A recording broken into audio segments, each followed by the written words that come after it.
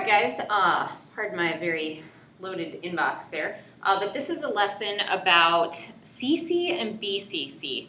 So those are things, if you guys go to your email, I'll pause here for a minute, or I'll kind of just, keep talking, but give you some time to get there. Make sure you're in your email inbox, and you can kind of toggle back and forth between the video and your inbox. You can kind of play along with this as you go. So you might want to be pausing the video and then going to your inbox and seeing if you can do or see what I'm talking about.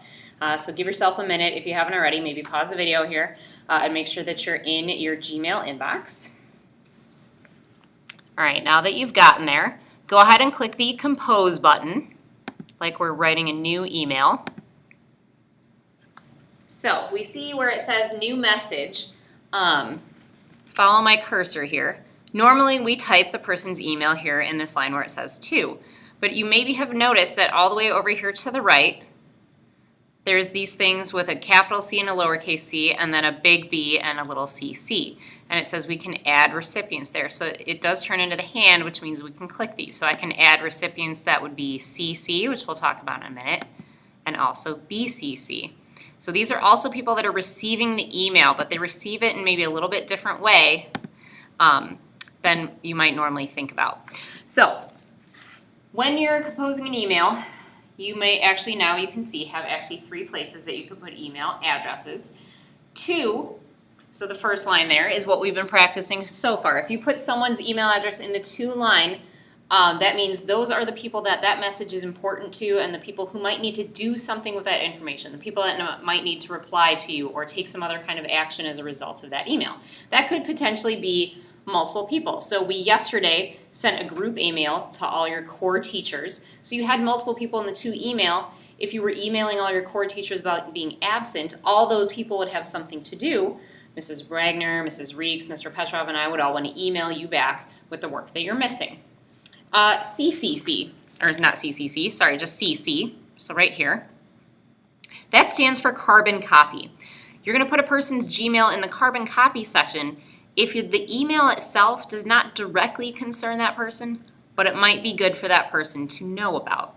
So for example, let's say you're emailing a classmate about an assignment you're working on together. You're emailing that classmate to let them know what he needs to get done since you were gone. So that classmate's email would be up here in the to line. But you might CC the teacher on that email to let them know, hey, look, I've tried to contact my classmate and make sure that they're getting their work done. Even though the teacher doesn't really have to respond to that message, they don't really have anything to do to that message. So that's your way of showing your teacher that you're doing what you need to do on your end. The people that are in the to line, so let's say your classmate's name is Joe Jones. He would be able to see who you send that email to in the CC line. So if you're CCing me, if this was a math project, Joe Jones would be able to see that I'm also getting that email. BCC, so right here, stands for blind carbon copy. So it's very similar to CC, to carbon copy. This person's also getting an email, but it's blind. So think about what the word blind means. If you send a message BCC, or blind carbon copy, that means nobody will see who else the message is sent to. So let's think back to that math project with Joe Jones. If you didn't want Joe to know that you were sending the email to Mrs. Gillespie as well, then you would email it to Joe Jones, and in the BCC you would put me. Joe would not know then that I also was able to see the message. When might you use this? Well, let's say you're sending an email out to a big group of people.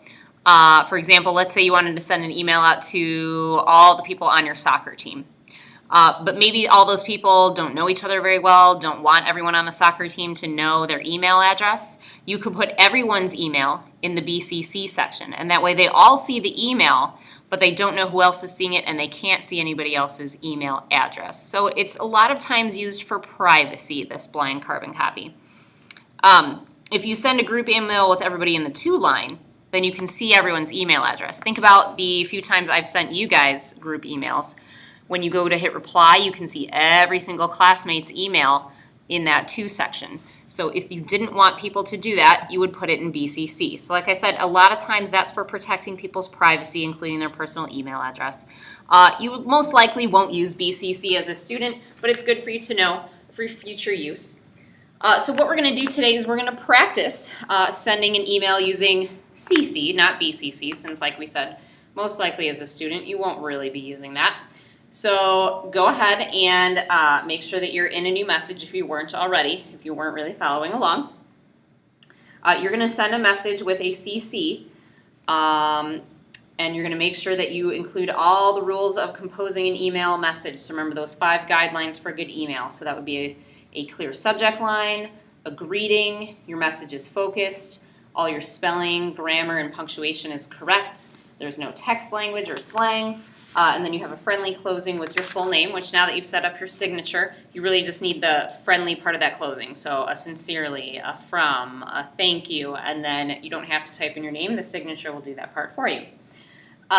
So you are going to pretend that you're writing an email to Mrs. Brooker, our librarian, because you accidentally damaged a library book, and you need to find out how much you need to pay for that damage. Now, that library book, we're going to pretend you checked that out for a math project. So you're going to email Mrs. Brooker, which Mrs. Brooker's first initial is J, and then it's BRUCHER at GeneseoSchools.org. You're going to CC me because I'm your math teacher, and since this relates to your math project, you'd want me to know, hey, I damaged my book. You could also pretend that it's a lost book and that you have the fine for the lost book.